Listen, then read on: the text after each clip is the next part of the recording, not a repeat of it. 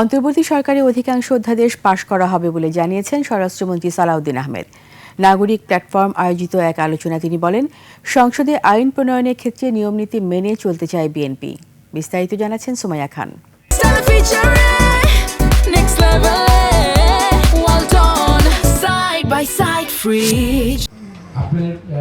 রাজধানীতে নাগরিক প্ল্যাটফর্ম আয়োজিত জাতীয় মানবাধিকার কমিশনের অধ্যাদেশ 2025 নতুন সংশোধনের কাছে প্রত্যাশা শিরোনামে আলোচনা সভায় অংশ নেন স্বরাষ্ট্রমন্ত্রী সালাউদ্দিন আহমেদ, বিএনপি সিনিয়র নেতা ও মানবাধিকার কর্মীরা।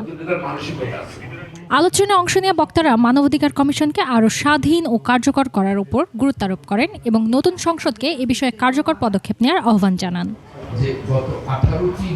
জাতীয় মানবাধিকার কমিশন অধ্যাদেশ 2025 নতুন সংসদে প্রথম অধিবেশনেই তোলা হবে।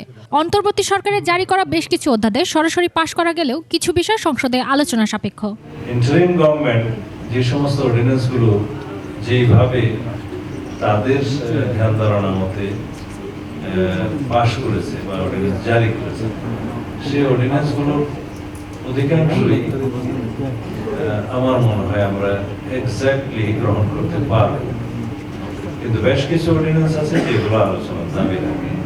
30 দিনের বাধ্যবাধকতায় প্রতিদিন 8টা করে অধ্যাদেশ পাশ করা সম্ভব নয় বলে মন্তব্য করেন স্বরাষ্ট্রমন্ত্রী। জানান, সংসদের সকল কার্যক্রমের নিয়ম নীতির মধ্যে থাকতে চায় বিএনপি। আমরা একটা নিয়ম নীতি এবং কনস্টিটিউশনাল প্রসিডিউরের মধ্যে ধারার মধ্যে থাকতে চাই।